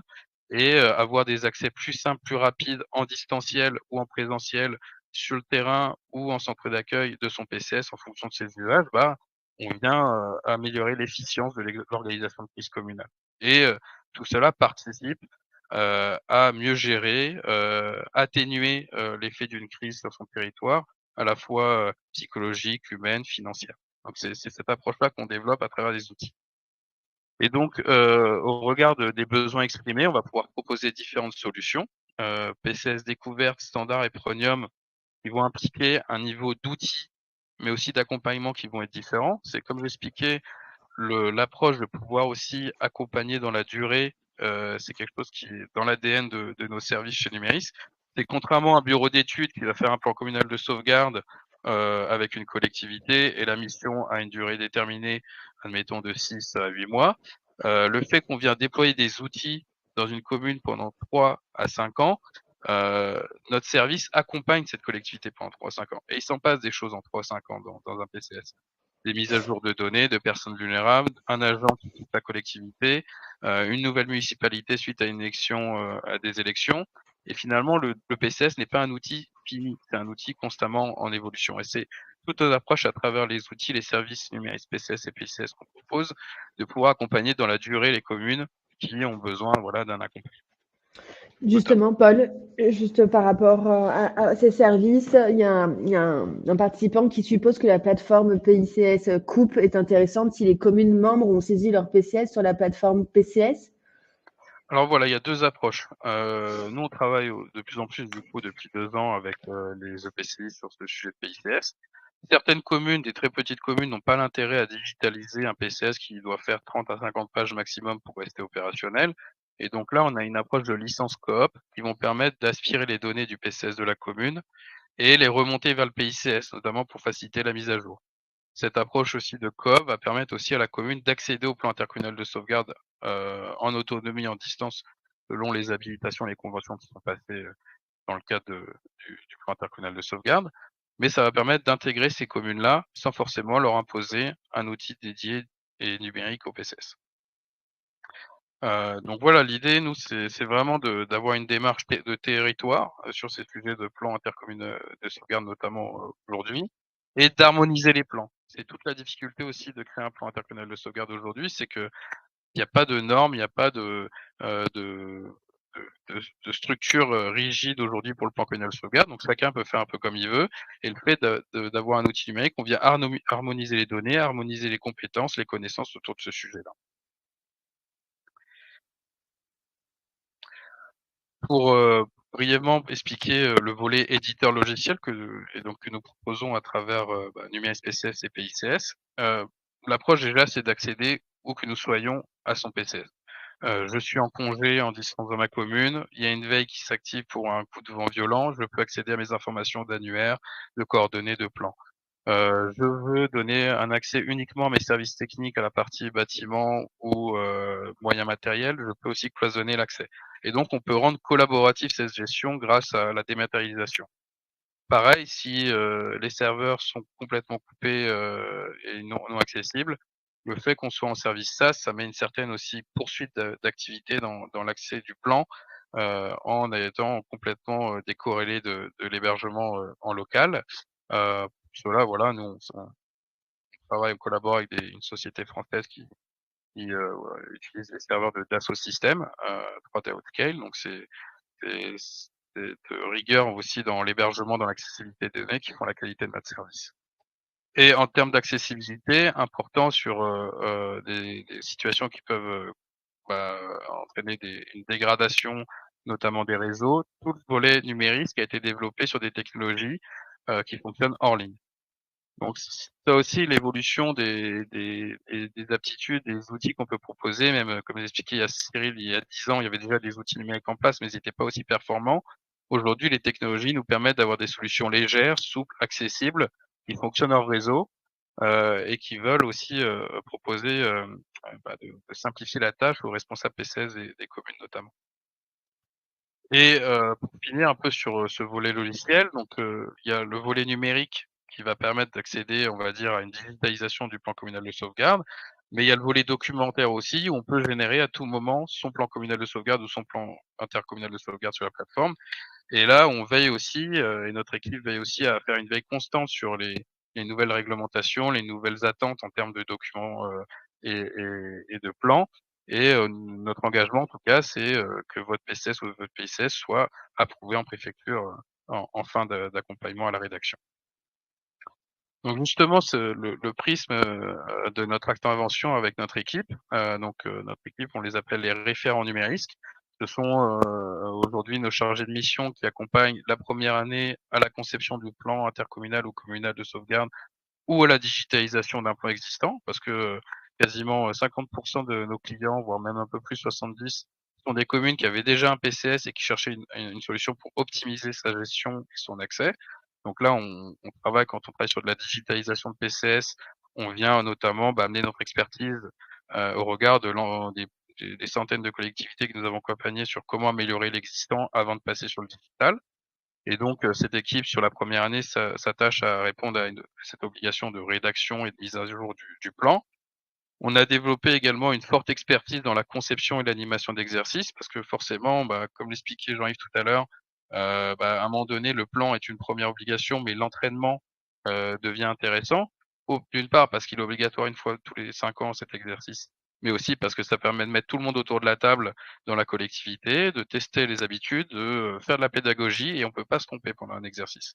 Donc, on a été énormément sollicités ces dernières années sur ces sujets-là, et notamment en octobre prochain, on organisera un énorme exercice intercommunal qui va permettre de tester notamment le PICS et les PCS de l'agglomération de La Rochelle. Et derrière, comme j'expliquais, cet outil, le PCS, doit être un outil vivant. On peut pas se dire une fois qu'on a validé en conseil le document avec la préfecture que le travail est terminé. Il y a toujours des améliorations potentielles, donc elles sont moins lourdes que la première année, c'est certain, mais on peut toujours ajuster.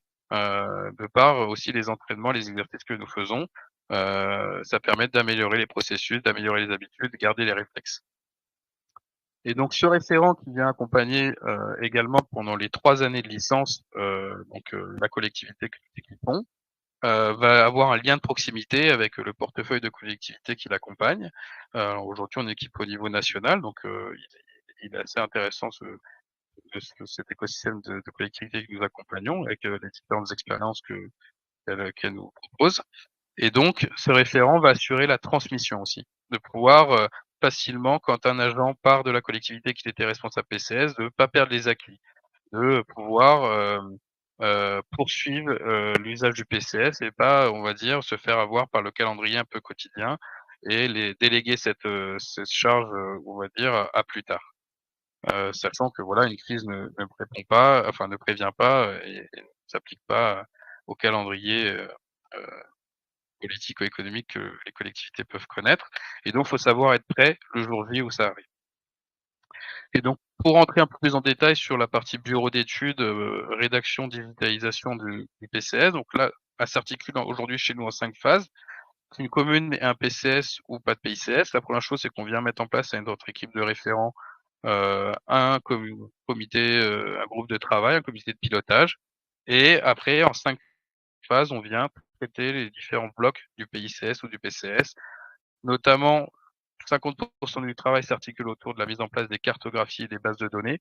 C'est vraiment le gros du travail du PCS, même dans son entretien annuel, hein, c'est 80% de l'usage que l'on fait du PCS, pouvoir maintenir à jour ce plan pour que le jour J il soit efficient. Et derrière, on vient notamment venir un peu plus en profondeur sur le dispositif de crise de la commune, s'il est sous-dimensionné, surdimensionné, cohérent avec les standards aujourd'hui de ce qui se fait dans le domaine. Et vu que d'une crise à une autre, on ne traite pas les mêmes problèmes, hein, on l'a vu sur ces 2-3 dernières années, on a été amené à accompagner sur des crises sanitaires, des crises technologiques, des crises naturelles, que ce soit inondations ou séismes, sociétales, avoir des procédures, des scénarios qui vont traiter un peu plus spécifiquement ces risques dans votre PCS, ça peut aussi permettre de mieux gérer certaines situations. Une canicule va pas se gérer de la même manière qu'une inondation. Donc voilà, ce principe de phasage d'accompagnement à la digitalisation ou à la conception des plans depuis nos plateformes, voilà comment s'articule cette méthodologie numérique. Je sais pas si vous avez des questions sur cette partie-là. Pour l'instant, dans le chat, tout le monde a l'air de bien comprendre. Très bien. Donc voilà, avant de passer sur la plateforme pour que vous puissiez un peu mieux appréhender les outils que nous proposons, voilà, peut-être qu'il y avait quelques questions, je vais être quelques secondes pour écrire et puis je vais passer sur le partage d'écran. Mais donc l'idée de la plateforme que je vais vous proposer, c'est aussi de se dire que c'est un outil qui va évoluer aussi dans le temps.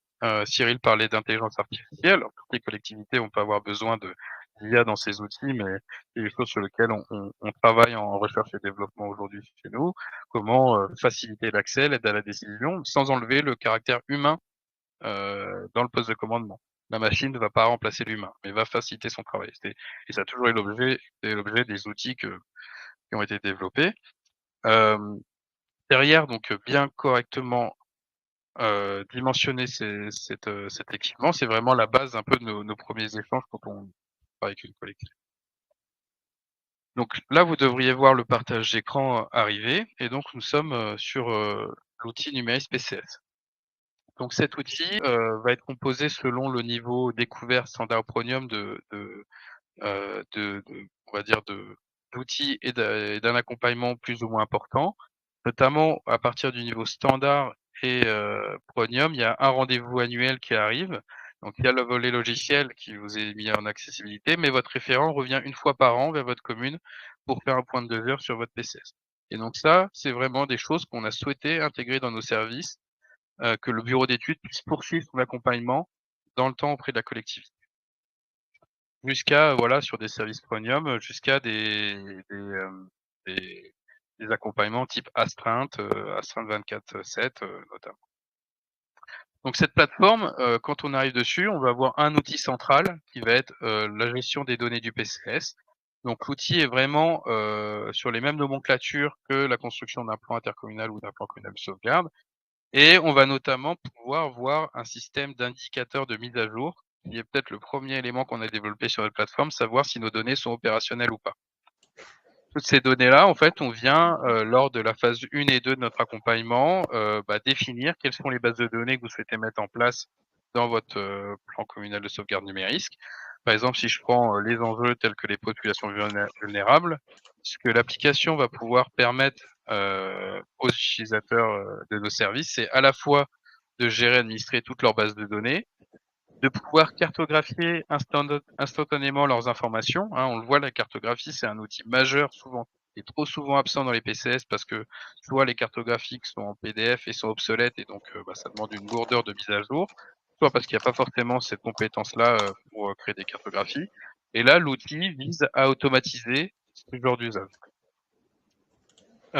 Toute cette fonction de base de données sont complètement donc paramétrables, donc on peut vraiment s'adapter à tout type de besoin et travailler derrière après sur des outils de visualisation de données et donc tout de suite retrouver, ces informations de PCS. Donc voilà, je souhaite visualiser mes enjeux, les croiser avec, des zonages de plans de prévention, ou différents types de zonages qui seraient pertinents, effectuer, des requêtes et trouver de l'information sur, mes annuaires notamment.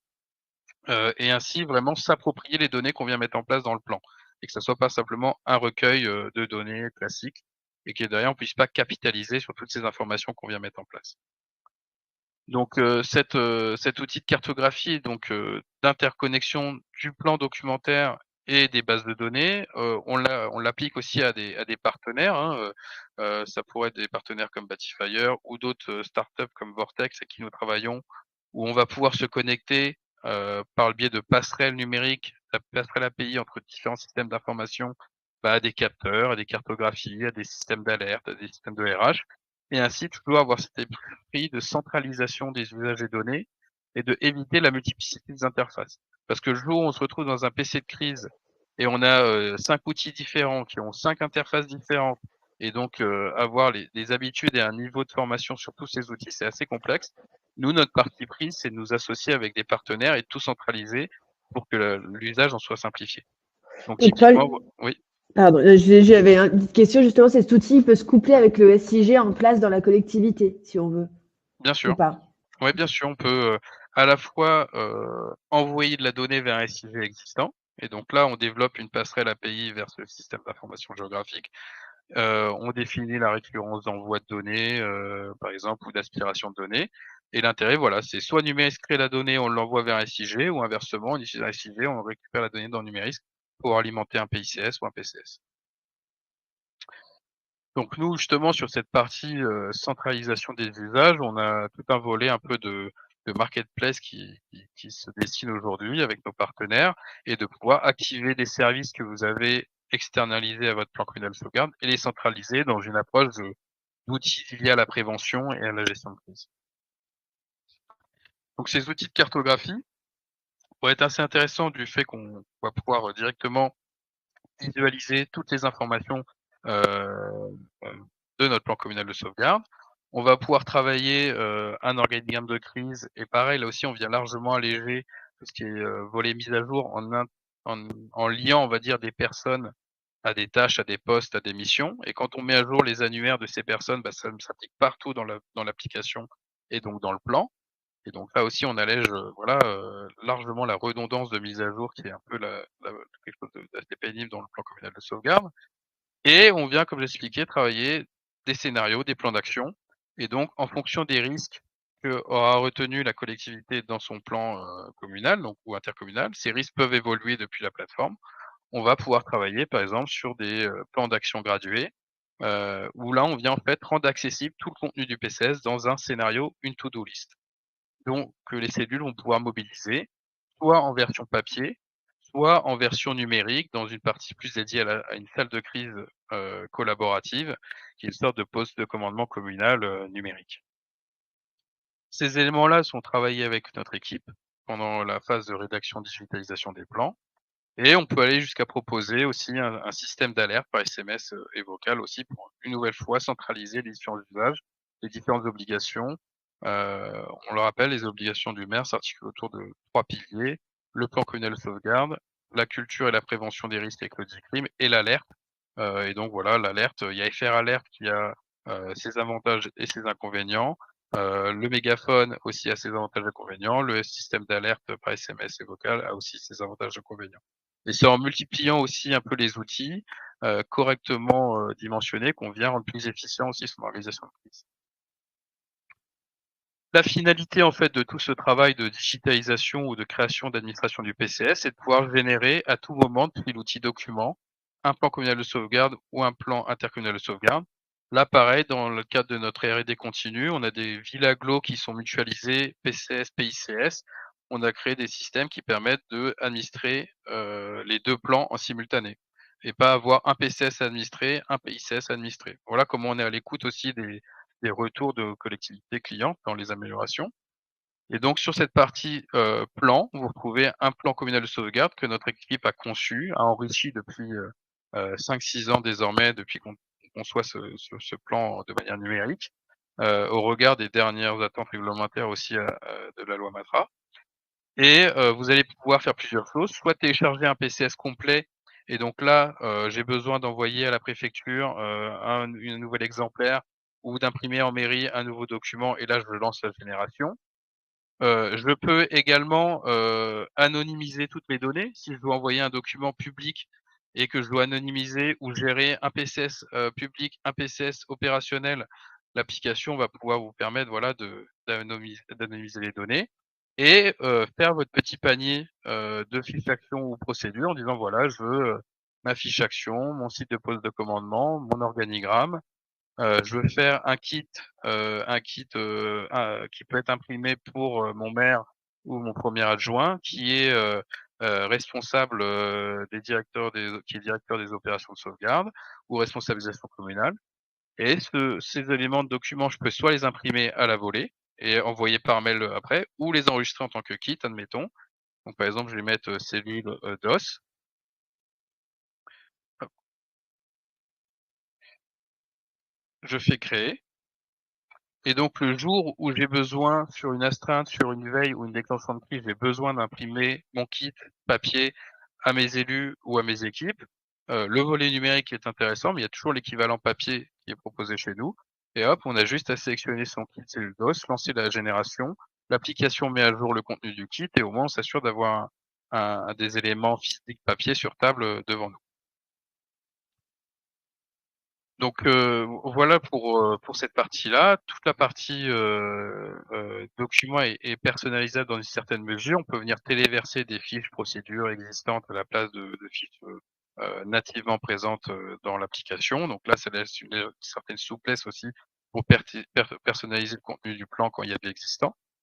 Et sur la partie plus pendant gestion de crise, pour terminer sur ce service, numérique, vous allez avoir 2 outils. Un outil coopération qui va permettre notamment, d'accéder quand plusieurs collectivités d'un même territoire sont équipées, notamment dans le cadre de nos projets PIX, de savoir, par exemple, quel est le poste de commandement, sur la commune d'à côté, quelle est la ligne de contact et quand la commune d'à côté met à jour son PCS, ça met à jour ces informations si elles sont, mises en partage, dans le cadre d'un PIX.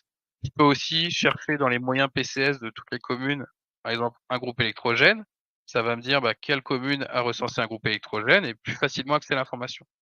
Donc c'est là où le numérique n'est plus du gadget, mais est là vraiment pour optimiser l'aide à la décision, trouver l'information et avoir un peu plus de sérénité.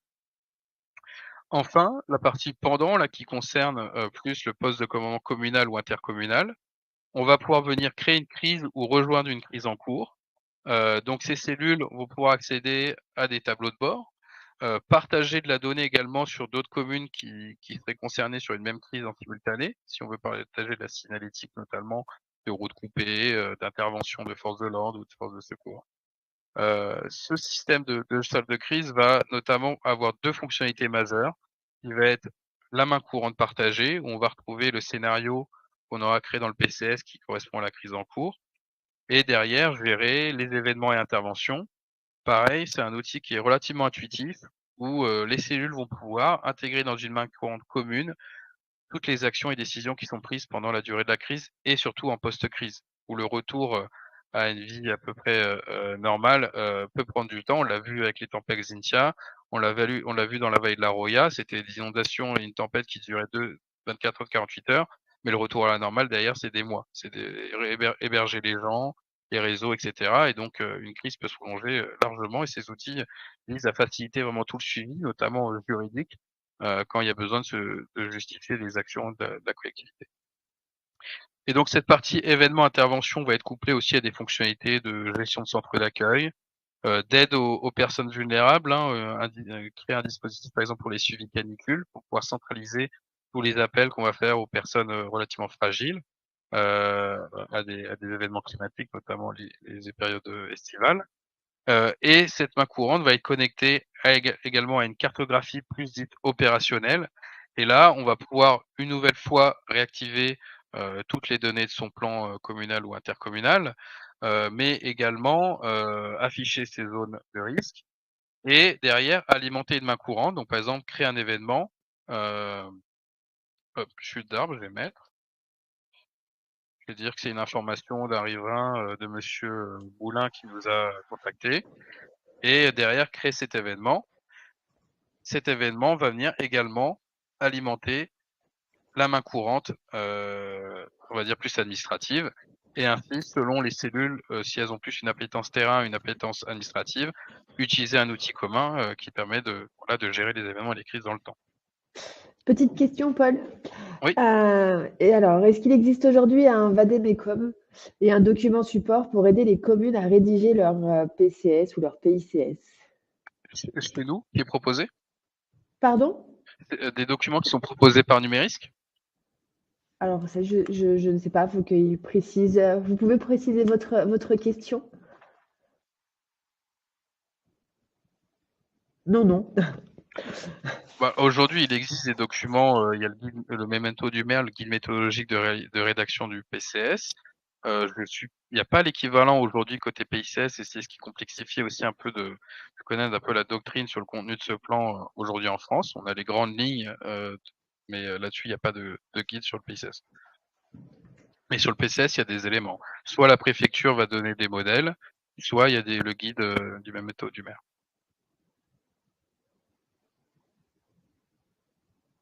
Parfait, ça a bien répondu. Voilà, donc pour terminer aussi, on a toute une approche d'accès rapide au contenu du plan. Si on a besoin de chercher une information, un annuaire, on peut vraiment exploiter ce contenu. Eh ben, merci, Paul, pour cette présentation. Avec plaisir. Du coup, en attendant, alors on est presque parfait dans le timing. On peut dire qu'on est parfait d'ailleurs. Du coup, en attendant, je vais conclure. Je vais dire quelques mots de fin. Si vous voulez poser encore vos questions, je vous laisse encore 2 petites minutes si vous le souhaitez. Si vous voulez poser vos questions à nos intervenants. Donc, juste pour votre information, vous allez tous recevoir un petit mail suite à ce webinaire avec un questionnaire de satisfaction. Donc, ça nous aide vraiment à améliorer nos prochains événements. Je vous encourage grandement à y répondre. Et je fais une petite pub sur nos prochains webinaires. Donc, le prochain webinaire Batifire. Donc, en fait, on a une démonstration, si vous souhaitez voir un petit peu plus Batifire, qui permet de faciliter l'intervention des forces de sécurité et de secours le 3 octobre. Donc, c'est une présentation de 45 minutes. Vous pourrez justement poser toutes vos questions. Et on a également une présentation de Batifire Plus. Alors, il y a eu un petit bug, je m'en excuse, c'est le 22 octobre. Donc, Batifire Plus, c'est une interface digitale pour créer tous les registres de sécurité et piloter la sécurité réglementaire des bâtiments. Et le 22 novembre, un peu plus loin dans le temps, on a le lieutenant-colonel Rieux qui nous parlera du bois et des matériaux biosourcés dans la construction. Du coup, je vous mets également un lien d'inscription vers le webinaire de demain sur l'utilisation du BIM avec notre partenaire Atraxis. C'est Cyril donc, qui est avec nous aujourd'hui, qui l'animera également. Donc, c'est full webinaire pour Cyril d'ailleurs. Et donc, je vous remets les contacts sur cette diapo. Je vous les ai mis également tout en haut du chat si vous voulez encore poser des questions à nos intervenants. Et que je remercie encore aujourd'hui. Merci messieurs, c'était très clair, c'était parfait, le timing était très bien respecté, il y a eu des bonnes questions et des bonnes réponses, donc merci beaucoup pour votre participation. J'espère qu'on pourra refaire ça dans un avenir proche. Avec plaisir. Avec plaisir aussi. Eh bien, très bien. Alors, le webinaire touche à sa fin. Il n'y a pas d'autres questions. Donc, on vous remercie tous pour votre présence. Et puis, on vous dit à bientôt et une excellente après-midi. Au revoir. Merci. Merci, au revoir. Au revoir, bonne journée.